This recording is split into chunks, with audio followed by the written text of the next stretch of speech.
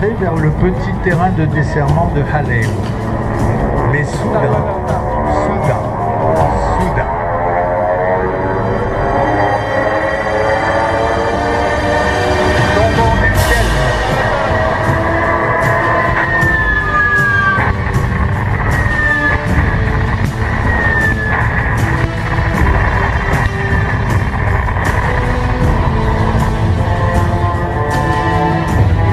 tombant du ciel, des nuées, littéralement des nuées, vu d'en bas ça ressemble à ça, des nuées de monomoteurs dont les ailes sont frappées d'un cercle rouge, l'insigne de l'aviation de la marine impériale japonaise.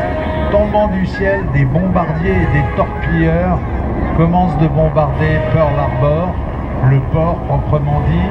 La flotte américaine ancrée en belle rangée de bateaux bien ordonnés devant l'île Ford et également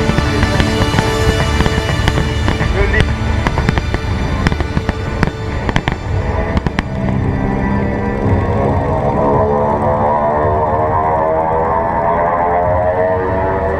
Et ça va durer pendant 1h15.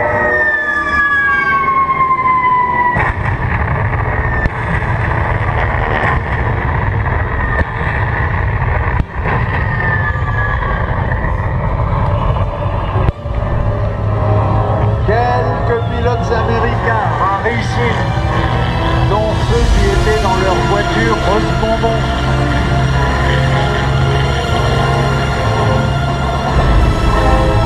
Arrivent à leurs aérodromes, certains sont littéralement imbibés, ils ne sont pas en état de piloter, mais d'un seul coup ils dégrisent. Et donc ils sautent dans leurs avions, principalement des Curtiss P-40. Le seul chasseur basé en nombre sur Honolulu. Et donc ils décollent, mais ils sont 1 contre 20 à peu près.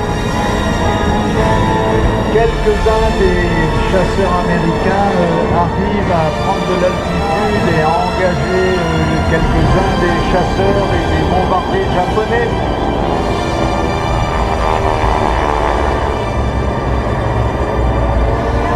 Et la couverture haute des bombardiers et des torpilleurs japonais, composée de chasseurs zéro, évidemment se met en défense de leurs bombardiers et quelques pilotes américains sont très rapidement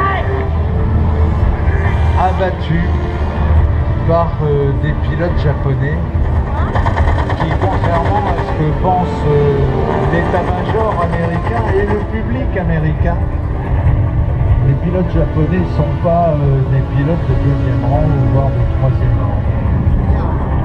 Aux États-Unis, le mois précédent Pearl Harbor, c'est-à-dire en octobre 1940, une des plus célèbres revues d'aviation américaine, Flying Magazine, avait publié un article qui disait pourquoi les Japonais sont incapables de devenir des pilotes de chasse. Et l'article démontrait qu'à force de bouffer du poisson cru et du riz, on ne pouvait pas, on avait des carences en vitamines qui étaient telles qu'on n'y voyait pas clair et que les pilotes japonais, ils étaient bigleux, quoi, ils n'y voyaient rien, et qu'ils étaient incapables de supporter les accélérations, les jets. Quelques pilotes américains ce matin-là furent abattus au-dessus de Pearl Harbor.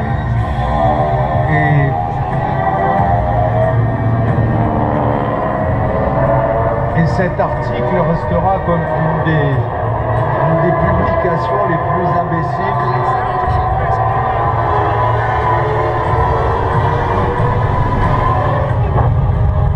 et les plus infamantes jamais écrites sur la capacité des Japonais à faire des aviateurs. En tout cas, quelques pilotes américains avaient réussi à décoller malgré tout, et ces quelques garçons, une poignée, ils étaient 5 ou 6,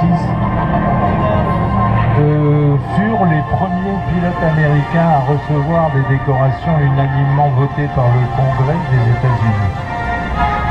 Ces pilotes avaient, pour la plupart, ils étaient encore en tenue civile, ils étaient plutôt débraillés, quelques-uns ont testé l'alcool de loin, mais ils avaient quand même réussi à décoller avec leur P40 et à engager les zéros japonais. Et comme il y avait des pilotes pas maladroits chez les pilotes de l'armée américaine à ce moment-là, il y avait eu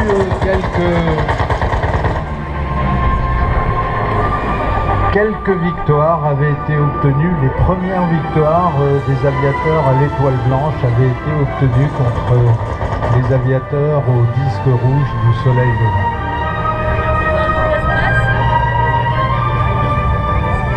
P40 contre 0. Le 0 était un avion extraordinaire. Je vous renvoie à vos culture cinématographique, un fabuleux dessin animé qui a été dessin animé japonais qui est sorti sur nos écrans l'an passé.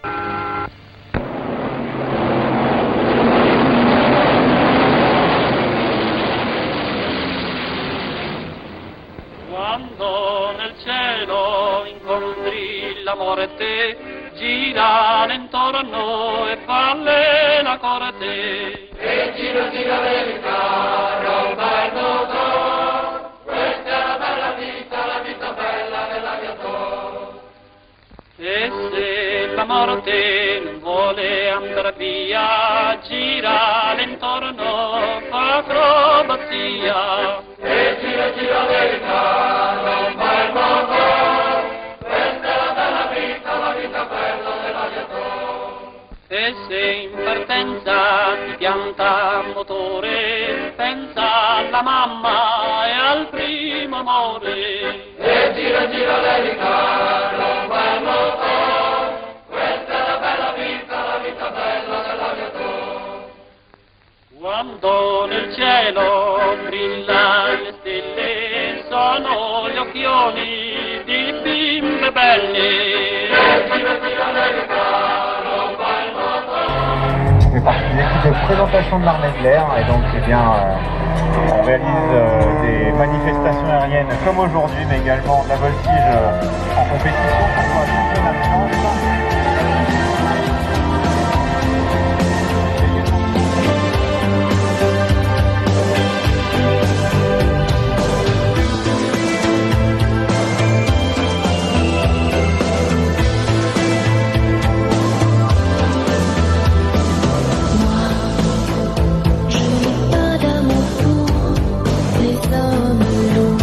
Aux piétons je dis non, mon cœur reste sourd sans passion.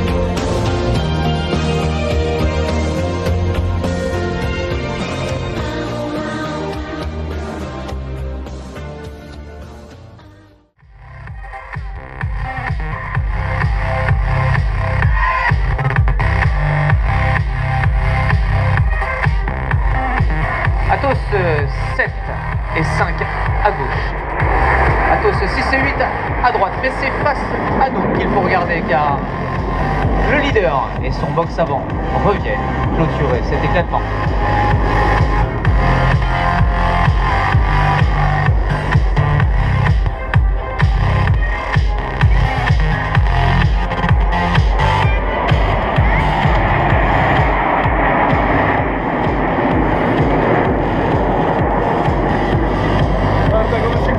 Je vous l'avais dit, deux à gauche, à l'ouest, deux à droite, à l'est. Ils reviennent pour ce premier croisement à 4 qu'ils ont intitulé le croisement à combo.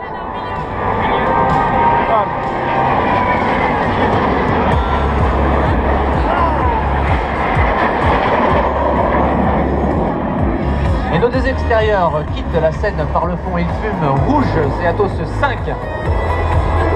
L'extérieur gauche, le capitaine Olivier Blantailleur, pilote de Mirage 2000-5, formé notamment à l'escadron de chasse 1-12 Cambrésis, mais qui a très vite rejoint l'escadron de chasse 1-2 Cigogne. Sur la gauche, Atos 8, notre second solo, le capitaine Benjamin Michel. C'est le second solo de la patrouille 2015. Il est pilote de Mirage 2000-5. Il est bleu et il est sur le dos.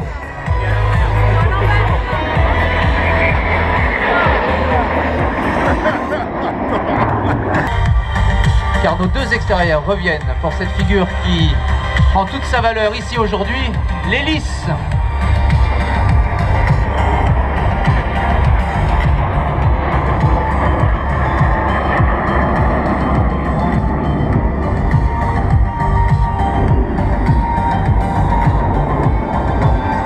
À peine ont-ils terminé de tournoyer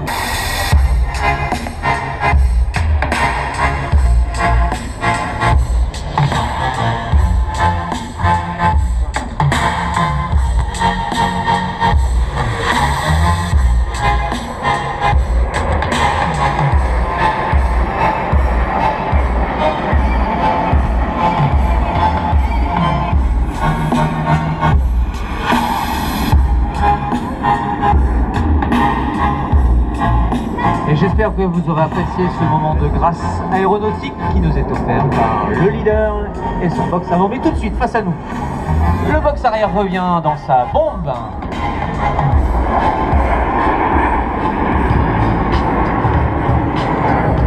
Quelli ci salgono dentro, questi vengono giù e si aprono la bomba e quelli passano dentro.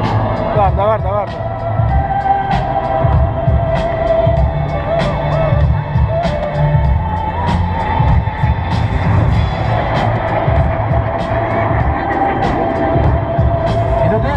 Extérieur quitte à nouveau la scène par le haut, il fume bleu, il est à gauche, tout en haut, c'est le capitaine Benjamin Chana